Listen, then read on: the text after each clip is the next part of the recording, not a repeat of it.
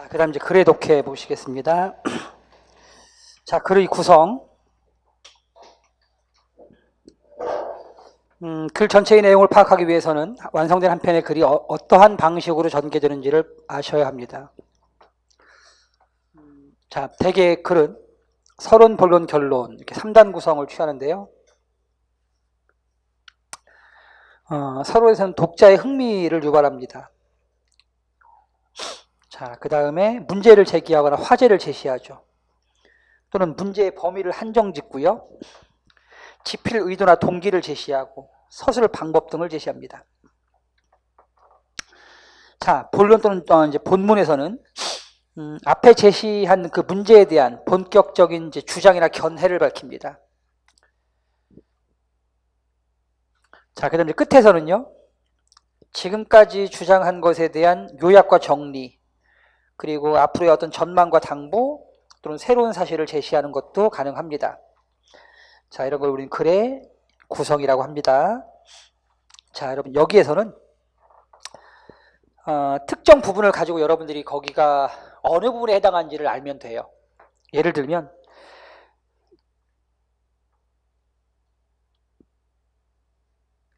자, 2번 볼게요. 또 하나 미리 밝힐 것은 신분과 계급이란 두 용어를 혼동하지 말아야 한다는 것이다. 가령 신라에선 진골이라고 할 때 이는 신분을 말하는 것이다.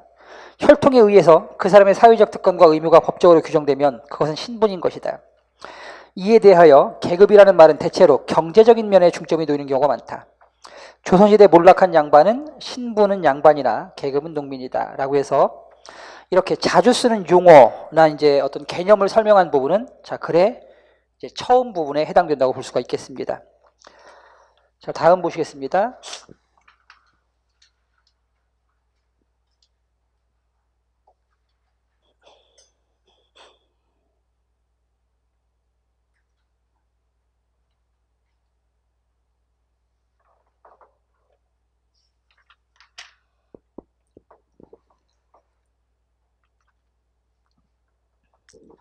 자, 본론에서 이제 문제에 대한 견해입니다. 아득한 옛날 우리 조상들이 사용하던 우리말은 어떠한 모습이었을까? 이 의문에 대해서는 국어가 어떻게 형성되었는가 하는 문제, 즉 국어의 계통이 먼저 정확하게 밝혀져야만 정확히 대답을 할 수가 있는데, 국어의 계통에 대해서는 그동안 많은 연구가 이루어졌음에도 불구하고 아직 분명하지 않은 점이 있다. 여러 자료들을 바탕으로 살필 때 몽골어군, 만주퉁구스어군, 튀르크어군 등과 함께 국어가 알타이어 어족에 속할 가능성이 높지만 아직은 분명한 비교 언어학적 증거가 확보되지 않아 가설 단계에 머물러 있을 뿐이다 라고 해서 국어의 계통이 자, 어떤 계통에 속하며 그것은 아직 가설 단계일 뿐이라고 자신의 주장을 밝히고 있습니다. 그래서 우리는 이런 걸 자, 문제에 대한 견해 발표이기 때문에 자, 글의 본문, 즉 중간 부분이라고 합니다.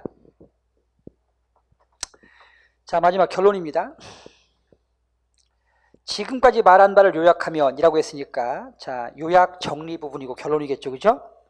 그 다음에 이제 마지막 자, 이렇게 해서 생명의 베일은 과학적으로 벗겨지는 도중에 있지만 아직도 분명하지 못한 점이 있으며 생명을 과학적으로 완전히 통제하기에는 앞으로 상당한 기간이 걸릴 것으로 생각된다. 앞으로의 전망, 새로운 과제를 제시했습니다. 그래서 결론의 일부라고 볼 수가 있겠습니다.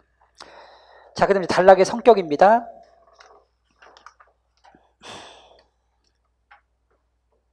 앞서 말씀드린 것처럼 단락과 단락 간의 관계도 일정한 논리적 짜임이 있습니다. 첫 번째가 이제 원인과 결과입니다.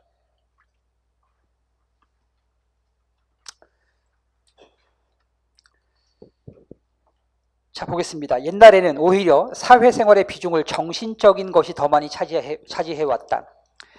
종교, 학문, 이상 등이 존중되었고 그 정신적인 가치가 쉬이 인정받았다. 그러나 현대사회로 넘어오면서 모든 것이 물질 만능주의로 기울고 있다. 그것은 세계적인 현상이며 한국도 예외는 아니다. 물론 그 중요한 원인이 된 것은 현대산업사회의 비대성이다. 산업사회는 기계와 기술을 개발했고 공업에 의한 대량 생산과 소비를 가능케 했다. 사람들은 물질적 부를 즐기는 방법으로 쏠렸는가 하면 사회의 가치와 평가가 생산과 부를 표준으로 삼게 이르렀다.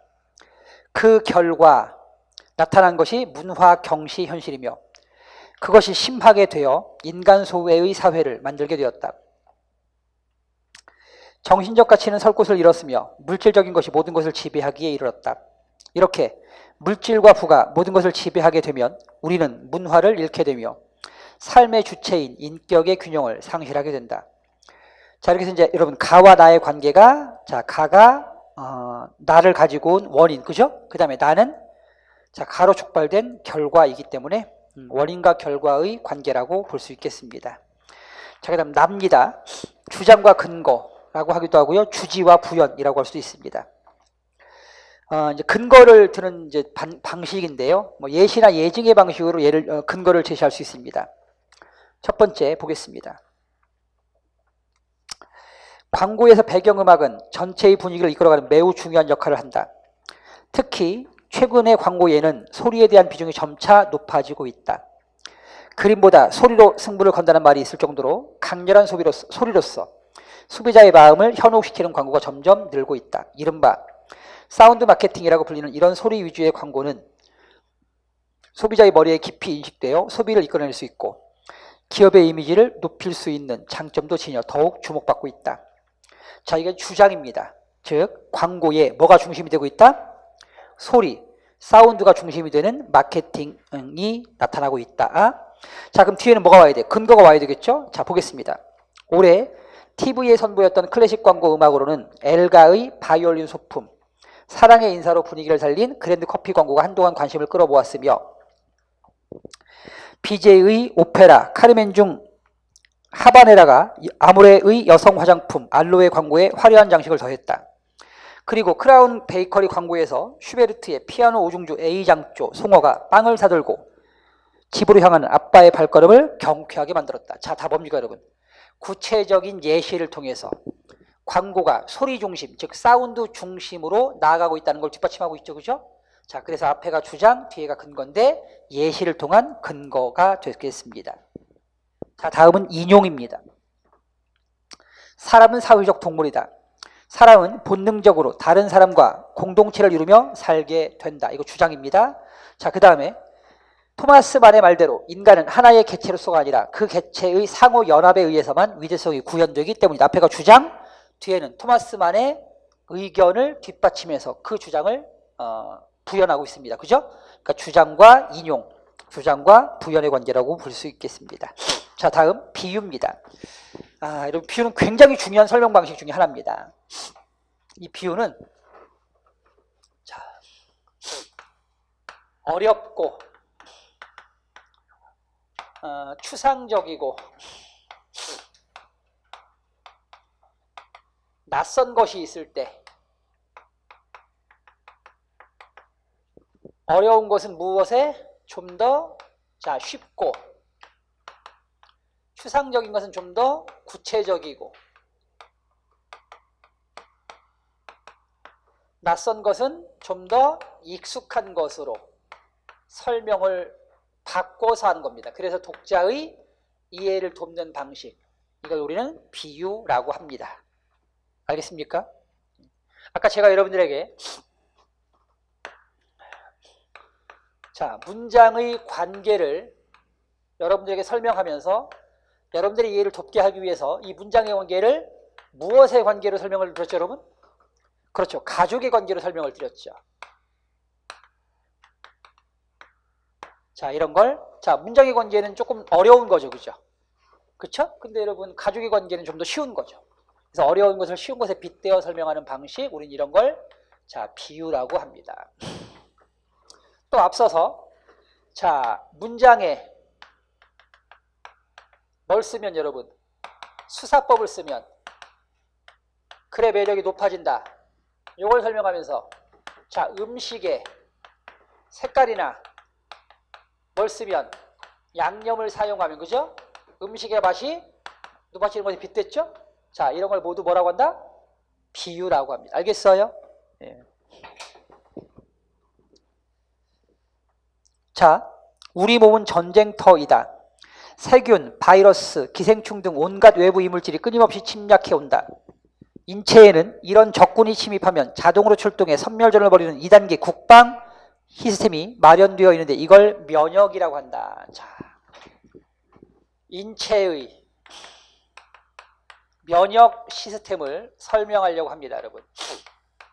자, 근데 이게 좀 어렵잖아요, 그죠? 예, 전문적인 거니까 좀 어렵습니다. 인체의 면역 시스템, 이걸 무엇에 빗대는지 보겠습니다. 침입자가 독성이 약하거나 소규모 좀도둑 수준일 때는 1단계 작전으로 충분하다. 자, 침입자, 이거를 여러분 뭐에 국방 시스템, 그렇죠? 뭐 보안 시스템? 자, 인체의 면역 시스템을 여러분 보안 시스템에 빗댔습니다. 자, 침입자가 침입해 옵니다. 인체에 여러분. 침입자는 뭐가 되는 거죠, 그럼? 좀도둑이네요, 그죠? 좀도둑. 아, 세균. 세균이 이제 인체에 침입하는 거겠죠. 이물질. 세균이나 이물질이 침입합니다. 이걸 좀도둑에 빗댔습니다. 자, 그럼 좀도둑이 가정집 담에 해당하는 인체의 점막입니다. 인체의 점막을 넘어옵니다. 그죠? 이 점막을 뭐라고 했어, 여러분? 여기는 담입니다. 담. 몇 초 안에 자동으로 경보장치가 울려 가까운 파출소에 신고된다. 비만세포란 이름의 파출소에는 도둑이든 세포 근처의 모세혈관벽에 일시적으로 구멍을 숭숭 뚫으며 이 틈으로 혈액이 홍수처럼 밀려 들어간다. 혈액 속에 있는 경찰관인 백혈구가, 자, 백혈구가 출동합니다. 그죠? 예, 백혈구가 출동합니다. 자, 백혈구는 경찰관이 되겠네요.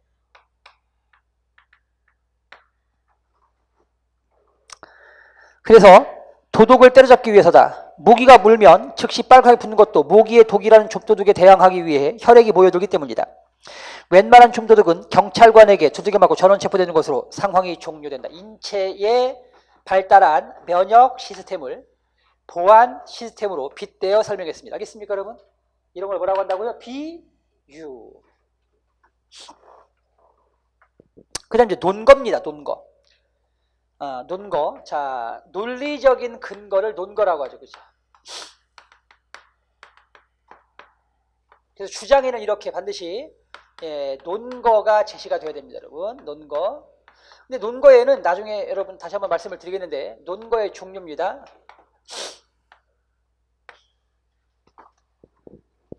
객관적인 진실이나 통계, 데이터 등을 우리는 사실론거라고 합니다. 역사적인 사실 이나 아니면 통계 자료, 사실론거입니다. 근데 이제 사실론거만 있는 것이 아니라 소견론거도 있습니다, 여러분. 소견론거는 전문가의 견해입니다.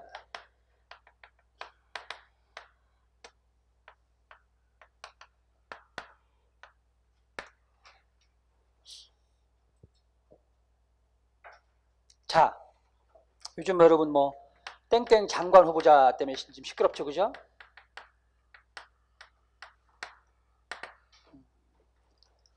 자, 논문 1저자에 올랐어요, 그죠? 뭐 영어를 이제 잘해가지고 논문 1저자, 이제 영어를 거의 뭐 영어 논문을 썼다라고 얘기를 하는 거죠. 영어 논문 수준으로 썼기 때문에 1저자다. 자, 그랬더니 이제 상대방이 이제 반박했어요. 뭐라고 반박했어요, 여러분? 학생 영어 성적표를 공개했어요. 성적표. 영어 성적이 6등급이다. 6등급에서 8등급이다. 무슨 이거밖에 안 되는 학생이 어떻게 무슨 뭐 영어로 논문을 써가지고 1저자가 될 수가 있느냐. 말이 안 된다. 이게 무슨 논거죠, 여러분? 사실 논거죠. 자, 그랬더니 상대방 이제 어떤 저기가 오셨어요. 그 학원 강사, 입시 전문가입니다. 입시 전문가가 자, 외고 수준을 몰라서 그런다. 외고 6등급이면 6등급이면 모의고사 100점 맞는다, 얘들. 외고는 98%가 100점을 맞는다. 모의고사 98%가 외고를 모르고 하는 수준이다. 그러니까 충분히 외고 6등급 이거 8등급 아무것도 아니다. 영어 논문 얘들 거의 네이티브 스피커다. 무슨 견해, 이거 무슨 논거죠, 여러분? 소견 논거. 입시 전문가, 그렇죠? 입시 전문가, 소견 논거. 알겠습니까, 여러분? 예.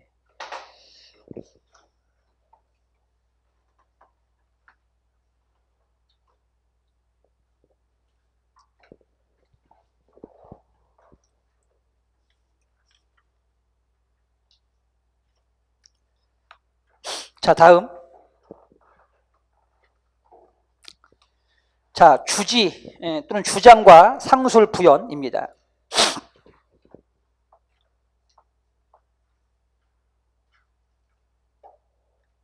상술은 상세하게 풀어 쓰는 방법을 말하고요. 부연은 덧붙여 설명하는 것을 말합니다. 자, 우리 민족의 어느 사상도 완전히 동일한 것이 없다는 점에서 모두가 다 고유하다고 할 수 있다. 단 종교나 사상, 정치 제도가 다른 나라에 도입된다고 하더라도 꼭 동일한 양상으로 발전되는 법은 없으며 문화예술은 물론이고 과학기술조차도 완전히 동일한 발전을 한다고 볼 수는 없다라고 해서 앞에 언급된 것을 조금 더 상세하게 풀어주고 있습니다. 다음 이제 부연입니다. 자, 우리 민족의 독립이란 결코 삼천리, 삼천만만의 일이 아니라 진실로 세계 전체의 운명에 관한 일이요. 그러므로 우리나라 독립을 위하여 일하는 것이 곧 인류를 위하여 일하는 것이다. 만일 우리의 오늘날 형편이 초라한 것을 보고, 왜 지금 이게 일제강점기에 쓴 거니까, 그래서 우리가 지금 식민지 상태니까, 자, 우리가 어떻게 인류를 위해 일할 수 있겠느냐 하는 생각을 가질 수 있겠지, 그치? 그래서 우리가 초라한 형편을 보고 자굴지심, 스스로 굴복하는 마음을 발하여 우리가 세우는 나라가 그처럼 위대한 일, 앞에서 언급한 어떤 일? 인류를 위한 일, 즉 세계 전체의 운명에 관한 일, 이 일을 하는 것에 대하여 의심한다면 그것은 스스로 모욕하는 일이다. 우리 민족의 역사가 빛나지 아니함이 아니라 그것은 아직 서곡에 불과했다. 우리가 주연배우가 되어 세계 역사의 무대에 나서는 것은 오늘 이후다. 자, 3천만의 우리 민족이 옛날 그리스 민족이 또는 로마 민족이 한 일을 못한다고 할 수 있겠는가라고 해서 앞에 우리 민족이 세계 전체의 운명, 즉 인류의 어떤 그 운명을 위한 일을 해야 된다는 얘기를, 그죠? 덧붙여서 설명하고 있습니다. 알겠습니까? 이런 걸 부연이라고 합니다. 자, 다음 이제 과제와 해결입니다. 과제 혹은 이제 문제 제기 그리고 문제 해결이라고 할 수 있겠습니다. 자, 우리나라 교육 입시 제도, 교육 제도, 교육 민주화 등은 기본 교육 이념에서 나온 것인데 교육 이념의 설정에도 문제가 있고 그에 따른 제도나 교육 내용, 방법 등에도 문제가 있다는 것이다. 그러나 여기서는 우리 교육이 갖고 있는 문제점을 지적, 분석하기보다는 다가오는 한국 사회를 특히 과학기술 측면에서 바라보면서 우리가 유념해야 할 바람직한 교육에 관한 몇 가지를 제언하고자 한다. 자, 우리 교육의 과학기술 측면에서의 문제점을 얘기했습니다. 그죠? 우리 교육의 과학기술 측면에서의 문제점. 자, 그럼 여러분 보세요. 앞에 있는 얘기. 앞에 가만 놓고 볼게요. 가만 놓고. 우리나라 교육의 입시제도, 교육제도, 교육민주화 등 교육 기본 이념에서, 그죠? 여러 가지 문제가 있다는 얘기 왜 한 걸까요, 여러분? 이 얘기 왜 한 걸까요? 이 얘기 왜 한 거예요? 앞에 있는 얘기는 뒤에 있는 뭐 얘기하려고? 교육의 과학기술 측면에서의 문제점을 얘기하려고 앞에 우리 교육 전체의 문제를 얘기한 거지, 그치? 그죠? 그럼 앞에 있는 얘기는 뒤에 있는 얘기에 대한 뭐였다, 여러분? 전제, 그죠? 전제. 그리고 자, 뒷부분, 즉 우리 교육에 있어서의 과학기술 측면에서의 문제점이 자, 이 글의 가글의 중심 내용, 즉 주제가 되는 것입니다. 그럼 뒤에는 뭐가 와야 돼요? 과학기술 측면에서의 문제점을 얘기했으니까 뒤에는 해결책이 와야 되겠습니다. 학교 교육과 기능 훈련을 중심으로 하는 현재의 교육 시스템에는 한계가 있다. 학교 교육은 청소년 교육을 담당하고 있으나 이미 학교 교육을 마친 대다수의 국민들도 과학기술 사회에서 시민활동을 해야 하는 바, 이에 대한 준비가 필요한 것이다. 따라서 학교 교육 기능을 정규교육 이상인 사회교육, 평생교육, 계속교육으로 확대시킬 필요가 있으며 시민교육의 능률화를 기하여 전 국민에 대한 과학기술 기본교육으로 지향해야 되겠다라고 해서 앞에 언급한 우리 교육에 있어서의 과학기술 측면의 문제점을 해결할 방법을 제시했지, 그치? 그죠? 자, 앞에 문제 제기, 뒤가 해결책이 되겠습니다. 그 다음 이제 전제와 결론. 뭐 아까 많이 얘기했잖아. 지금 방금도 얘기했고. 그러니까 어떤 얘기를 하려고 앞에 밑바탕, 그죠? 밑밥을 깔아주는 것을 뭐라고 한다고 여러분? 전제라고 해요. 그러니까 예를 들면 이런 겁니다. 쉽게 얘기하면, 자, 남편이 집에 와가지고 이제 아내가 이제 설거지를 하고 있으니까 아내 옆에 가서 자기야 힘들지? 내가 어깨 좀 넣어줄게. 야 자기야, 자기 손 터. 내가 설거지 대신 해줄게. 자기 빨리 가 있어. 쉬어. 평소에 안 하던 짓을 해요, 그렇죠? 응? 이상하네. 마음이 변했나? 뭐 이렇게 좀 생각을 합니다, 그렇죠? 네, 그 이제 그래 그럼 도와줘 하고 이제 가서 이제 과일 깎아가지고 이제 오더니 남편이 과일 깎아가지고 와. 오더니 딱 이제 자기야 앉아봐 하면서 이제 자기 이제 그 본론을 얘기하는 거지. 자기야, 내 옆에 김대리 있지, 김대리. 이번에 외제차를 탔는데, 차 끝내주더라. 안전하고, 편리하고. 자기야, 우리도 애기 있잖아. 안전성이 중요하잖아. 어때? 이번에 차 바꿔놓을게. 그럼, 앞에 이 인간이 와서 막, 그죠? 주물러주고, 자기야, 손 터서 어떡해. 아유, 힘들지. 내가 대신 해줄게. 이건 뭐였어, 이거는? 결국은 뒤에 있는 얘기를 하려고 했던 밑 배경, 그쵸? 예, 전제 행위란 말이에요. 알겠어요? 그러니까 그게 이제 그래서의 전제인 겁니다. 이해됐습니까, 여러분? 어떤 얘기를 하려고 밑밥을 깔아주는 행위. 자, 예를 들어 볼게요. 자, 라달락 보겠습니다. 반만년 역사의 권위. 이것도 이제 일제강점기에 쓴 겁니다. 김희독립선언서야. 자, 5천년 역사의 권위를 가지고 있대. 그래서 독립을 선언한대. 두 번째, 2천만 민중. 당시 이제 민족의 구성원 인구수가 2천만이었으니까 2천만 민족의 충성스러운 마음을 가지고 있대. 그래서 독립을 포명한대. 세 번째, 민족의 오래되고 여일, 늘 한결같은 발전을 해야 한대. 그래서 독립을 주장한대. 네 번째, 인류적 양심의 발로에 기인한 세계 개조, 세계 발전에 함께 따라가고 병진, 같이 가기 위해서 독립이 필요하대. 자, 이렇게 우리가 독립해야 되는 이유. 첫 번째, 우리는 5천년 역사를 가지고 있어. 두 번째, 2천만 민중이 하나같이 독립을 바래. 세 번째, 민족이 한결같은 발전을 해야 돼. 네 번째, 세계 발전에 함께 가야 돼. 이런 얘기를 왜 한 거야? 이 얘기 왜 한 거야? 자, 뒤에 봐. 그러니까 이 독립이 하늘의 명령이며 시대의 대세, 큰 뜻이며 전 인류가 공존하고 동생 함께 살아가는 정당한 권리의 발동이야. 즉 독립은 정당하다, 그렇죠? 천하의 어떠한 세력이든지 우리의 독립을 꺾지는 못할 것이다. 앞에 있는 얘기 왜 한 거야? 뒤에 독립의 정당성을 주장하려고, 그렇죠? 그 얘기하려고 앞에 밑밥으로 깔아준 거야. 뭐 민족적 역사가 어떻고 민족의 구성원이 어떻고 이런 얘기 뒤에 우리 독립은 정당해, 우린 독립을 해야 돼, 독립은 필요해, 이 얘기하려고. 알겠습니까, 여러분? 그래서 앞에를 뭐라 그래? 전제, 뒤를 주제라고 하는 겁니다. 자, 그 다음에 이제 대립관계. 자, 과학은 서로 다른 경험들을 연결하는 하나의 이론이 성립될 수 있도록 정밀한 관찰과 실험의 기초를 두고 있다. 과학의 특성입니다.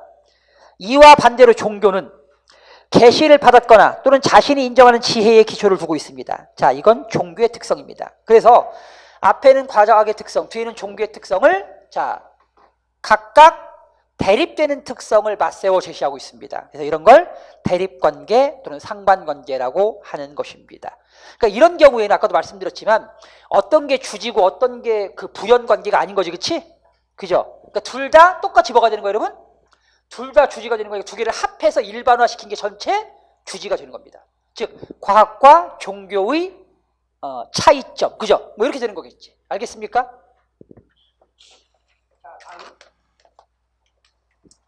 이제 단락의 도식화입니다. 단락의 도식화는 봐봐. 직렬관계, 병렬관계 아까 말씀드렸죠, 그죠? 문장과 문장, 단락과 단락이 직렬관계는 이렇게 도식화하면 돼. 이렇게. 그다음에 병렬관계는 이렇게 묶어주면 돼. 이렇게. 알겠습니까, 여러분? 그게 도식화야. 그래서 과거에 이제 수능형 문제에는 이런 그 도식화 문제가 많이 출제가 됐어요. 즉, 가단락부터 5단락, 가, 나, 다, 라, 마, 5개의 단락이 쭉 이제 있지. 자, 그래 놓고 윗글의 논리적 짜임으로 옳은 것은 해놓고, 자, 1번, 자, 가, 나, 그 다음에 다라, 그 다음에 마, 뭐 이렇게 돼 있다든지. 그죠? 그럼 이게 무슨 얘기야? 가와 나는 무슨 관계? 직렬관계란 얘기예요. 그죠? 그러니까 가가 주지, 나가 부연. 알겠습니까, 여러분? 아니면 가가 전제, 나가 주지.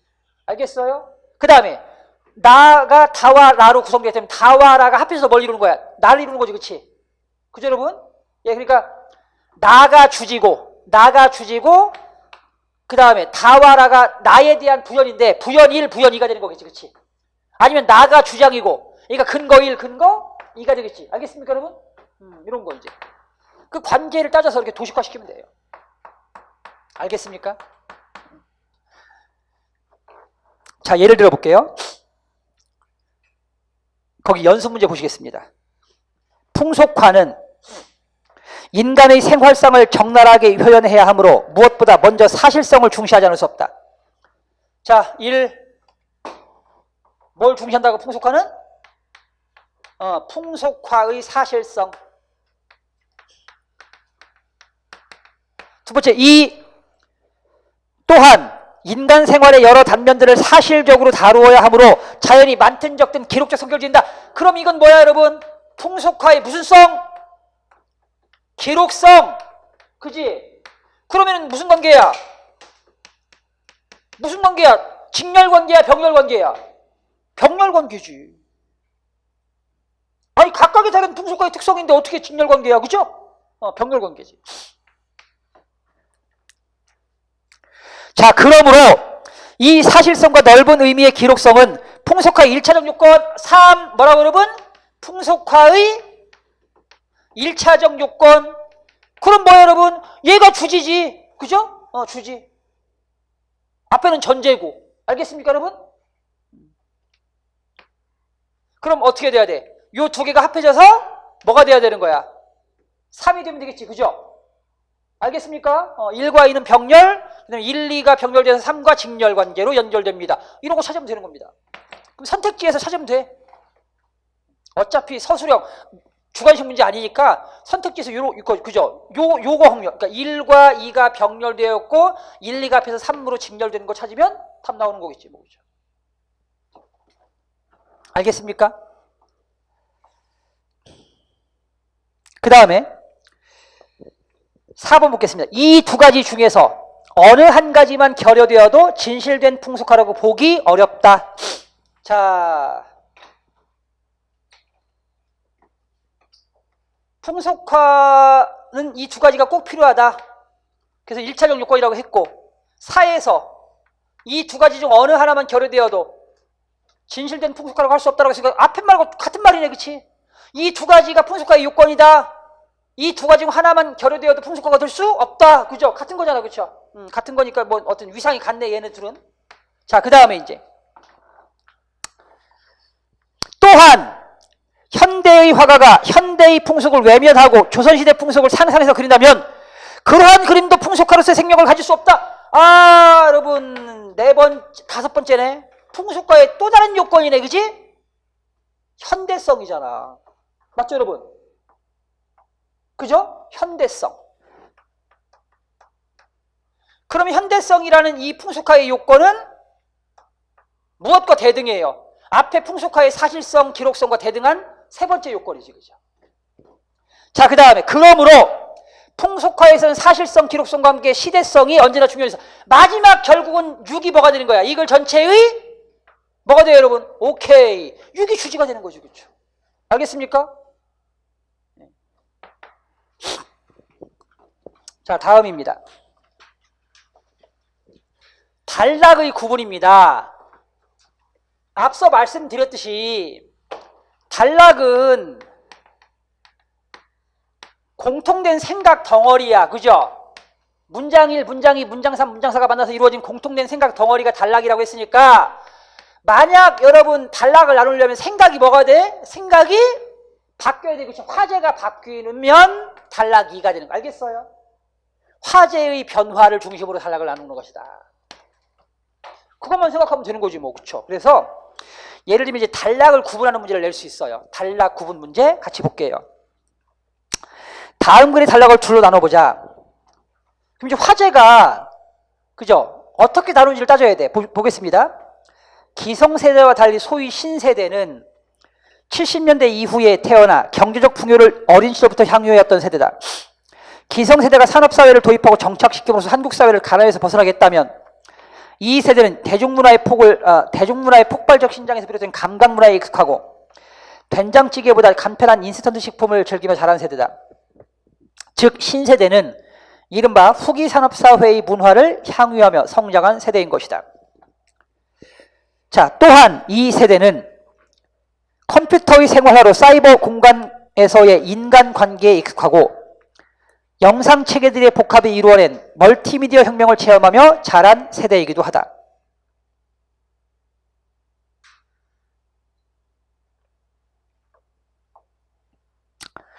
화제가 바뀌었잖아요, 여러분. 앞에 그러니까 신세대의 특징을 얘기하고 있는데 앞에는 경제적 풍요를 누린 신세대를 얘기했고요. 그렇죠? 그죠, 여러분? 근데 두 번째 이제 또한 이 세대는 컴퓨터의 생활화로 사이버 공간에서 인간관계에 익숙하고 영상체계들의 복합이 이루어낸 멀티미디어 혁명을 체험한 세대다. 이건 경제적 풍요하고는 관계없는 거잖아. 그렇지? 문화적 특징이잖아. 문화적 특징. 이에 반해 기성세대는 영상보다는 문자를 중심으로 한 문화에 더 많은 공감을 표시하는 세대다. 놀이 문화도 여기에서 예외는 아니다. 대개의 기성세대가 구슬치기나 딱지치기 등 직접적인 대면 놀이를 하면서 활동적인 놀이 문화를 즐기는 반면 오늘날의 신세대는 전자오락이나 컴퓨터 게임, PC통신 등 가상공간에서 상대방과 직접 대면하지 않고 즐기는 놀이 문화에 더 익숙하다. 그래서 앞에는 경제적인 특징, 뒤에서는 무슨 특징? 문화적인 특징. 신세대의 두 가지 특징이 이 글의 주제야. 여러분 알겠습니까? 주지라고. 그게 나눠지는 부분이 어디야? 또한. 알겠습니까? 거기가 나누어지는 부분입니다. 그래서 사에서 단락을 나누시면 됩니다. 다음 글의 주제입니다. 주제를 파악하는 방법. 지금까지 누누이 강조했잖아. 주제를 파악하는 방법. 뭐가 주제다 여러분? 일반적 진술이 주제다. 그렇죠? 그것만 기억하면 돼. 여러분. 자, 구체적 진술, 일반적 진술이 있으면 일반적 진술이 주제다. 자, 또 하나. 주제를 파악하는 방법 알려줄게요. 여러분 또 하나. 자, 아까 배웠던 접속어를 가지고 주제를 파악할 수 있어요. 접속어를 통한 방법. 아까 가르쳐줬잖아. 예를 든다. 예시. 예를 들어. 왜 예를 든다? 왜 예를 들어? 앞에 게 중요하니까. 그죠? 상술한다. 상술. 왜 상술한다? 앞에 게 중요하니까. 그쵸 여러분? 자, 비유한다. 비유. 아까 어디 갔어 여러분? 지웠네. 여기 있네. 자, 문장의 관계를 설명하면 되는데 굳이 왜 가족의 관계를 여기다 설명하고 있냐고.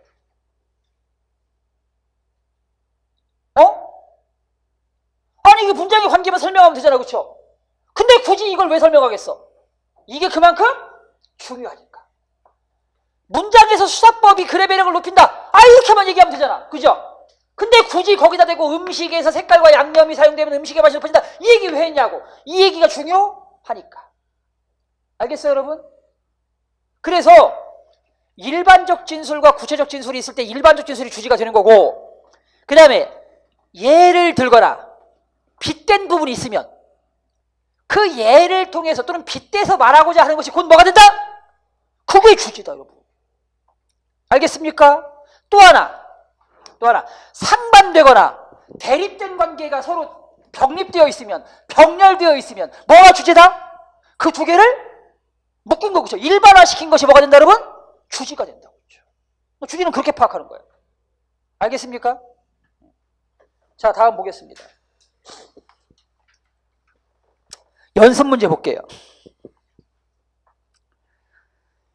다음 글에서 필자가 중점을 두어 말하고자 하는 바는, 자, 흔히 우리가 뭔가 거대한 것을 이야기할 때 인간을 기준으로 넓은 바다를 이야기하고 드넓은 대륙을 예로 들지만, 이 모든 것을 품고 있는 세계, 즉 지구는 우리 은하계의 변두리에 있는 조그만 별에 불과한 태양에 딸려 있는 행성들 중 하나다. 이 태양 같은 별이 우리 은하계에 2천억 개가 있고 우주에 있는 은하수의 수만 1천억 개 이상이므로 우리 우주 안에 있는 별의 수는 쉽게 말해 전 세계에 있는 해변 모래사장에 모래알 수만큼 많다. 자, 여러분 봐봐.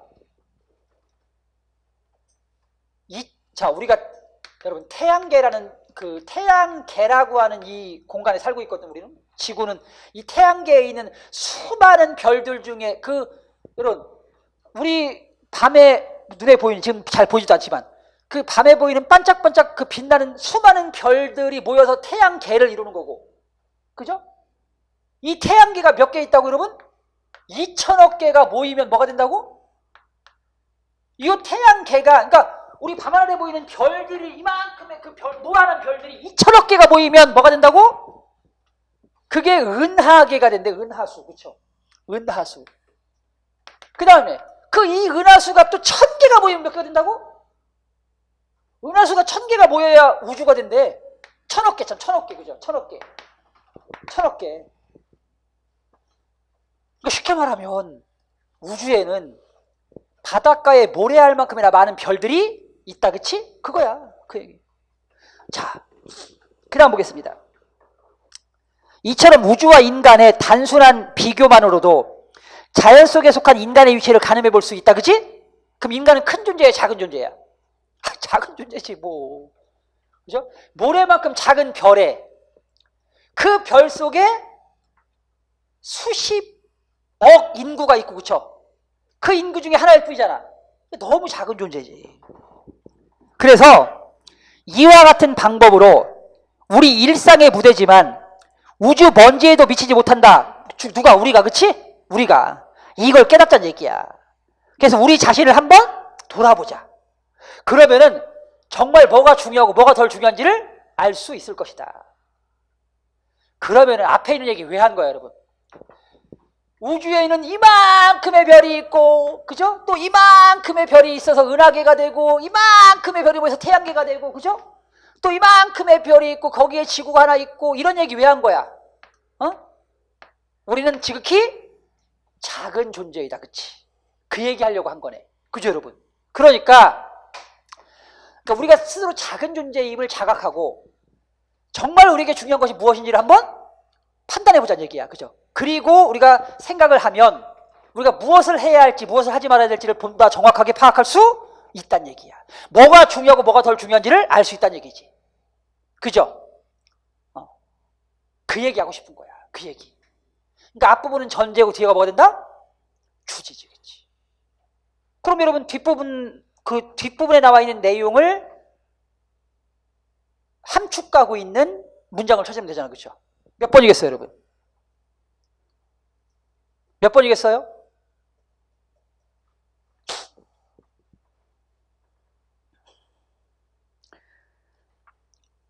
일상의 무대이지만 우주 먼지에도 못 미치는 이 작은 행성을 벗어나라고 했잖아요. 그렇죠? 그러니까 뭐예요, 여러분? 일상적 사고에서 벗어나서 뭐가 좀 생각을 그냥 다르게 하자. 그 주장이 이 글의 주제가 되겠죠. 알겠어요? 자, 그 다음 두 번째 보겠습니다. 기출문제입니다. 이번에는 잘 들어. 외래어는 원래 언어에서 가졌던 모습을 잃어버린대. 그리고 새 언어에 동화되는 속성을 가지고 있대. 일반적 진술이야, 구체적 진술이야? 일반적 진술이지. 왜냐하면 외래어가 새 언어에 동화되는 속성을 가지고 있다라고만 했을 뿐 어떤 측면에서 어떻게 새 언어에 동화되는지에 대한 설명은 하나도 없거든, 그치? 그러면 여러분 이거 뒤에 안 읽어도 뻔해. 뒤에 내용 다 보겠어, 당연히. 외래어가 새 언어에 도화되는 속성 첫째, 둘째, 셋째 예를 들어 설명했겠지, 그치? 그럼 여러분 글의 주제는 당연히 첫 부분이야, 그죠? 뭐야? 외래어가 새 언어에 도화되는 속성. 그거 줄여봐, 뭐야? 외래어의 특성이 되겠죠, 여러분. 알겠습니까, 여러분? 네, 주지고요. 뒷부분은 다 예시입니다. 자, 다음 보겠습니다. 제목입니다, 여러분. 제목. 여러분, 주제하고 제목이 달라? 주제는 글쓴이의 중심 생각이고요. 제목은 그 주제를 함축하고 있는 압축적인 문구, 그죠? 상징적인 문구가 곧 뭐야? 제목이야. 결국은 주제 이퀄 뭐야, 여러분? 제목이야. 같아, 그쵸? 같은 거야. 그러니까 제목도 결국은 주제다. 따라서 제목도 일반적이겠지, 그치? 그죠? 또 제목도 마찬가지야. 예시나 비유나 상수를 통해서 뒷받침하고자 하는 것이 뭐가 된다, 여러분? 그게 제목이 되는 거야. 알겠어요? 자, 제목 보겠습니다. 제목 찾기. 우리는 비극을 즐긴다. 비극적인 희곡과 소설을 즐기고 비극적인 그림과 영화 그리고 비극적인 음악과 유행가도 즐긴다. 슬픔, 애절, 우수의 심연에 빠질 것을 알면서도 소포클레스의 안티고네, 섹스피어의 햄릿을 찾고 베토벤의 운명, 차이콥스키의 비창, 피카소의 우는 여인을 즐긴다. 우는 여인을 즐긴다? 아니면 텔레비전의 텔레비전의 멜로드라마를 보면서 값싼 눈물이라도 흘린다. 자, 다 비극을 즐긴다에 대한 뒷받침이 되겠죠, 그렇죠? 자, 근데 이거를 동정과 측은과 충격에 의한 카타르시스로 설명한 사람이 있어요. 그게 누구예요, 여러분? 아리스토텔레스입니다. 즉 아리스토텔레스는 인간이 왜 비극을 즐긴다? 남의 슬픈 이야기를 보면서 눈물을 펑펑 흘리고 나면 감정이 뭐가 된다고? 감정이 세척된대, 그렇죠? 그죠? 감정이 동화된대, 여러분. 그래서 비극을 즐긴다. 그게 누구의 견해? 그래, 아리스토텔레스의 견해야. 자, 다음 보겠습니다. 니체는 좀 더 심각한 견해를 갖는다. 그럼 뭐야, 여러분? 뒤에 내용은 안 봐도 뻔해. 니체는 심각한 견해를 갖는데 일반적이야, 구체적이야? 일반적이잖아, 그렇죠? 그럼 뒤에는 니체가 어떻게, 그죠? 비극을 어떻게 심각하게 보는지에 대한 설명이 뒤에 오겠지, 그죠? 그럼 앞부분 첫 번째 단락은 누가 생각한 비극을 즐기는 이유였어? 아리스토텔레스가 생각한 비극을 즐기는 이유였고, 두 번째는 누가 생각한 비극을 즐기는 이유야? 니체가 생각한 비극을 즐기는 이유니까 결국은 둘은 무슨 관계야? 대등관계, 병렬관계입니다. 그죠? 그럼 두 개를 합해야지. 일반화시켜야지. 그죠? 그럼 뭐가 되는 거예요, 여러분? 비극을 즐기는 이유가 되겠죠. 알겠습니까?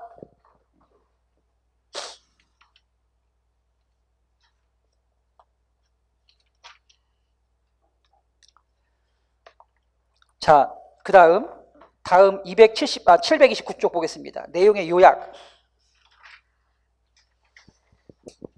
여러분, 우리가 내용을 요약하는 것도 결국은 뭘 중심으로 내용을 요약해야 되죠? 당연히 주제를 중심으로 내용을 요약해야 되겠죠. 그러니까 여러분, 자 봐봐. 원글의 양이 이만큼이야.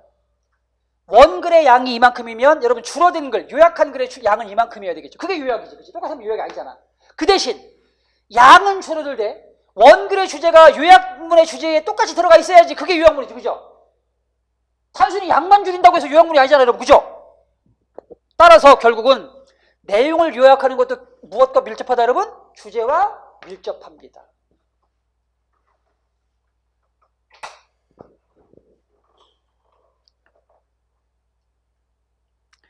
자, 다음 보기를 가장 잘 요약한 것은 오두막이나 초가 삼간 정도라면 설계도가 없더라도 집을 잘 지을 수가 있다.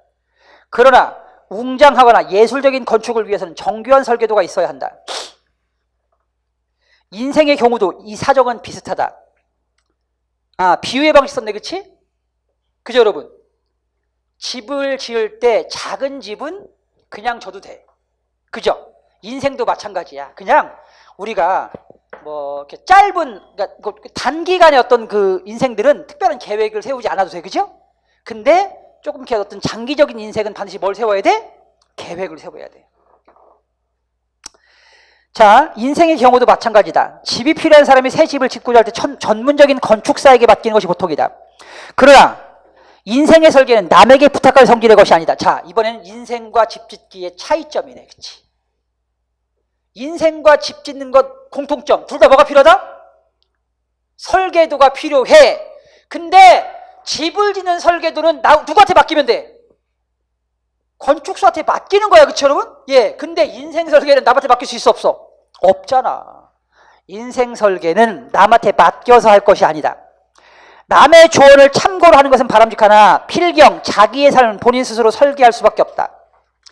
인생이란 건축처럼 단순하고 기계적인 과정이 아니어서 항상 변동하는 상황에 주체적으로 결단을 해야 하는 까닭에 조언자가 늘 붙어 다닐 수는 없는 이상 남이 만든 설계도는 쓸모가 없다. 그래서 자기의 삶은 스스로 주체적으로 살아야 마땅하다는 관점에서 보더라도 인생 설계는 누가 해야 된다? 자기 스스로 그죠? 해야 한다. 자, 그럼 이제 줄여봅시다, 여러분. 건축에는 설계도가 필요하듯이 인생에도 뭐가 필요하다? 설계도가 필요하다. 건축 설계는 남에게 맡길 수 있지만 인생 설계는 남에게 맡길 수 없다. 그죠? 왜냐하면 건축은 단순히 집을 짓는 것이지만 인생은 변동 상황이 되게 그죠? 그러니까 뭐라고 해야 돼요, 여러분? 다양하잖아, 그렇죠? 그리고 무엇보다 인생은 자기가 사는 것이기 때문에 자기 인생은 주체적으로 스스로 설계해야 됨이 마땅하다. 그런 얘기잖아. 그럼 여러분 찾으면 되잖아. 몇 번이죠? 4번. 인생 설계는 주체적으로 해야 한다. 자, 이렇게 해서 이제 글의 주제까지 했고요. 그 다음, 자, 다음 시간에 식사하시고 이제 오후에부터는 이제 글의 추리부터 나가도록 하겠습니다.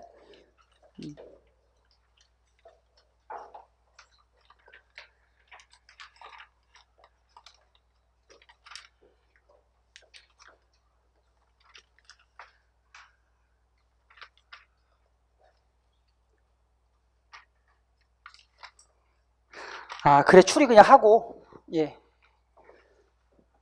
얼마 안 되니까, 보니까 얼마 안 되네. 합시다.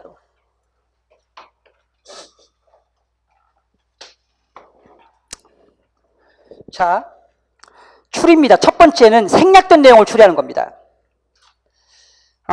자, 이렇게 생략된 내용을 추리하는 방법이 있지. 글의 앞부분, 그죠 여러분? 그 다음에 뒷부분을 보면 중간 부분을 생략할 수 있잖아, 그죠? 그래서 중간 부분을 생략이 됐을 때 우리가 이걸 추리할 수 있다고, 여러분. 그래서 이 앞에 있는 내용, 뒤에 있는 내용을 가지고 추리하면 되는데, 자, 그게 이제 생략된 내용 추리하는 방법이 되겠습니다. 예컨대 문제를 보겠습니다. 자, 우리나라에서는 문직이란 직업은 희귀하게 잘할 수 없으나 우편 배달부의 세습률은 0.001%는 절대 모르겠다. 거의 없다. 4번의 계급의식이 깨진 이래 아버지보다 한결 사회평가가 높은 직업으로의 상향 욕구가 우리 사회를 압도적으로 지배했다는 증거다. 이 같은 상향의식은 세상 사람들이 고루 가지고 있으나 한국인에게 유독 강하다는 점에 조명을 대보고 싶어진 것이다. 자, 한 사회의 기능은 대학 출신도 필요하지만 중학 출신도 아울러 필요하다. 고 지식보다 저 지식을 몇 급 더 필요로 하고 있다. 한데 한국인의 억센 이 상향의식과 위로받지 않는 사회 동력의 상향 구조 때문에 하층에 머물러 있다는 것에 대해서 심리적 부담감과 정신적인 열등감을 갖는다. 엄연하게 상향 루트가 트여 있는데도 불구하고 하층에 머물러 있는 자는 무엇을 갖는 것은 당연하다. 앞에서 뭐라고 했어, 여러분? 앞에 하층에 머물러 있는 사람들은 심리적 부담감, 왜 나만 하층이지? 이렇게 심리적인 부담감. 또 정신적인 열등감, 야, 내가 부족한 걸까? 이렇게 정신적인 열등감을 갖는데. 그죠, 여러분? 앞에 이렇게 언급해 줬잖아. 그럼 여기 들어갈 내용은 이 심리적 부담 또는 정신적인 열등감과 관계된 정서가 와야 되겠지. 그치? 그죠? 자, 그 다음에 뒤 볼게요, 뒤. 옛날에는 계급사회의 신분이 그지없이 상향하는 사회 동력을 억제했었다. 가령 중위는 아무리 잘 나가도 벼슬을 가질 수 없듯이 곧 계급은 상향사회 동력의 체크포인트다. 인도 여행에서 느낀 일이지만 인도의 하층 계급 사람들은 한국의 하층 사회에 속한 사람처럼 심리적으로 비참한 법이 없었다. 곧 계급이나 직업은 숙명적이기에 오히려 안정과 연대감으로 상호 부조하고 있기 때문이다. 자, 그럼 뭐야? 뒤에 안정과 연대감. 인도 사람들은 안정과 연대감을 가져요. 그렇죠? 그죠? 예, 그렇기 때문에 심리적인 부담감과 정신적 열등감이 없대. 자, 그러면은 요거와 관계되면서 안정과 연대감과는 반대되는 정서가 와야 되겠지. 그렇죠? 그렇죠, 여러분? 예, 그럼 뭐야? 당연히 뭐겠습니까? 몇 번? 패배와 몰락감이겠지. 그렇지? 자, 다음 넘어갑니다. 이번엔 근거와 전제의 파악이야. 자, 여러분 보세요. 주장에 대해서는요, 어떤 주장이 있으면 그 주장을 뒷받침할 수 있는 근거, 근거, 예시, 이런 걸 여러분 어떻게 할 수 있어야 돼? 찾아낼 수 있어야 되겠지. 그렇지? 예를 들어 볼게요. 자, 언어가 사고를 지배한다.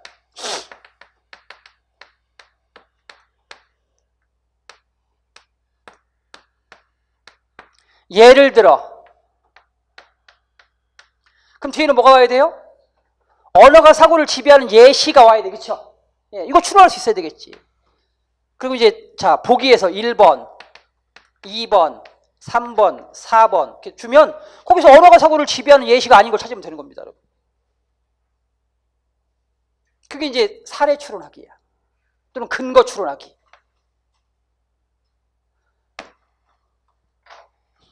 자,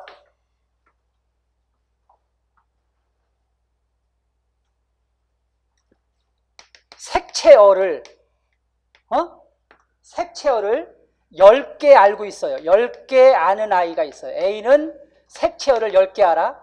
B는 색채어를 2개밖에 몰라. 얘는 빨갛다 파랗다 2개밖에 몰라. 얘는 빨갛다 파랗다 하얗다 노랗다 다 알아. 10개를 알아. 얘 A하고 B를 데리고 자, 색깔을 구별하는 실험을 했어요. 색깔을 기억하는 실험을 했어요. 기억하는. 색깔을 보여주고 이제 보여주고 자, 20가지 색깔을 보여줬어요. 20가지 색깔을 보여주고 몇 개를 기억하는지를 물어봤어요. 그랬더니 얘는 자, 10가지 색깔을 구별해요. 반면 얘는 2가지밖에 기억을 못해요. 자, 이런 실험 결과 어디에 해당돼요, 여러분? 언어를 많이 알고 있으니까, 색채어를 많이 알고 있으니까 실제 기억도 더 많이 했네, 그치? 그럼 언어가 사고를 지배했어, 안 했어? 지배했지, 그쵸? 언어가 사고를 지배했잖아. 그죠? 그러니까 이렇게 어떤 주장에 대한 사례를 여러분들이 추론할 수 있어야 돼요. 반대도 마찬가지겠지. 예시를 주고 그 예시를 가지고 주장을 찾아낼 수 있는 능력도 있어야 되겠지. 그죠?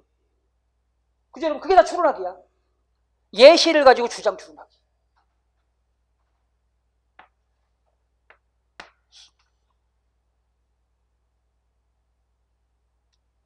이런 거 왜 중요하다, 여러분? 실제 여러분들 현장에 나갔을 때 업무 수행 능력에 대한 본질적인 지식이거든요. 그쵸, 이거. 추론 능력.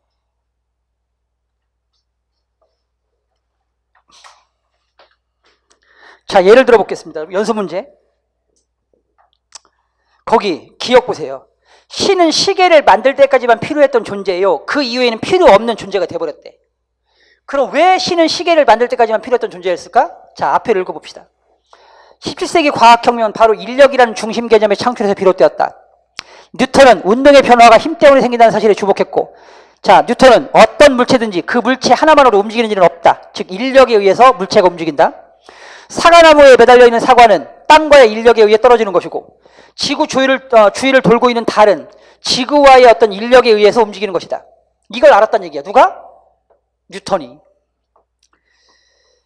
자, 그래서 이 힘이, 즉 인력이 올바르게 수학적으로 계산만 할 수 있다면 사과가 언제 떨어지는지, 또 달이 언제 움직여서 언제 바닷물을 끌어올리는지, 그죠? 이런 것들을 정확하게 알 수 있다는 얘기입니다. 알겠습니까, 여러분? 그러니까 신은 언제까지만 필요했어? 인력의 개념을 알고 난 이후 그걸 수학적으로 계산하기 전까지만 필요했던 거죠. 그렇죠? 신이시여 고기를 많이 잡게 해주십시오 하고 제사를 지낸단 말이야. 제물을 바치고. 신이시여 농사를 잘 되게 해주십시오 하고 제사를 지낸단 말이에요. 그렇지? 그죠? 근데 언제 어떻게 해야 사고가 많이 열리는지, 그죠? 그리고 언제 가야 고기를 많이 잡을 수 있는지를 인력으로 우리가 정확하게만 계산할 수 있다면 굳이 뭐 할 필요가 없어요, 여러분. 최선을 지낼 필요가 없는 거지. 그게 그 얘기잖아, 그렇죠? 그 얘기잖아. 여러분, 밀물이 왜 생겨? 바닷물이, 여러분, 밀물과 썰물이 왜 생기냐고. 달이 가까워지면 물을 끌어당기는 거야, 그렇죠? 달이 멀어지면 물이 돌아가는 거고, 그죠? 인력이 줄어드니까. 근데 옛날에는 그걸 알았어, 몰랐어? 몰랐잖아, 그죠? 예, 그러니까 막 물이 막 넘치면 막 신에게 막 제사를 지내는 거예요, 그렇죠? 아이고, 물이 넘치지 않게 해주십시오, 그죠? 제사를 지낸다. 근데 그걸 알게 되는 순간 더 이상 제사를 지낼 필요가 없지. 기다리면 물이 저절로 빠지니까, 그렇지?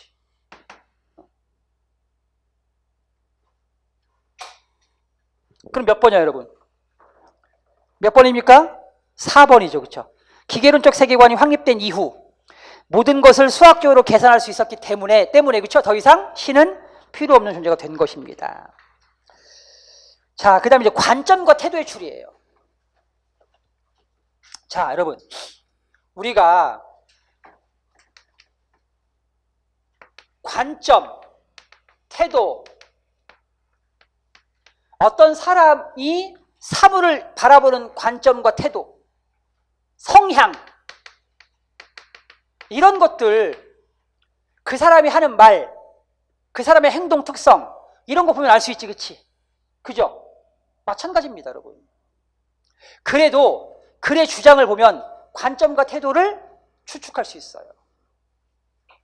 자, 예를 들어 보겠습니다. 명화집에서 익힌 풍경만을 주위에서 찾아 습관적으로 반복해서 그리는 화가가 있을 수 있듯이 미술관에서 익힌 그림 같은 풍경만을 그린 작품을 벽면에 걸려놓은 관람자 또한 있을 수 있다. 그러나 이들은 이미 명화집에 드러나는 하나의 이름에 길들여진 눈만을 지졌기에 그 이상의 설렘을 기대하기는 어려운 법이다. 깨어있는 삶은 이렇게 관념에 굳어버린 눈에서 벗어나 열린 눈으로 대상을 보는 보다 자유롭고 다양한 관점에서 볼 수 있게 한다. 그러니까 지금 이 글을 쓴 사람이 예술을 바라보는 태도, 관점이 어때요, 여러분? 앞에서 뭐라고 그랬어? 익숙한 그림, 그죠? 명화집에서 봐왔던 익숙한 그림은 더 이상 뭘 주지 못한다?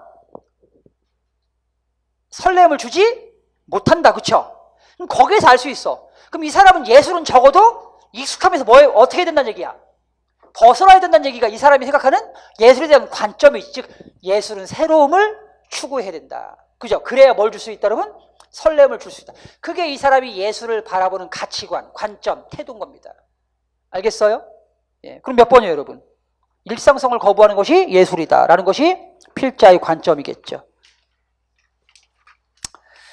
자, 이렇게 해서 이제 관점과 태도의 추리까지 했고요. 자, 그 다음 이제 식사하시고, 자, 오후에 이제 독해의 심화부터 나가도록 하겠습니다. 수고하셨습니다.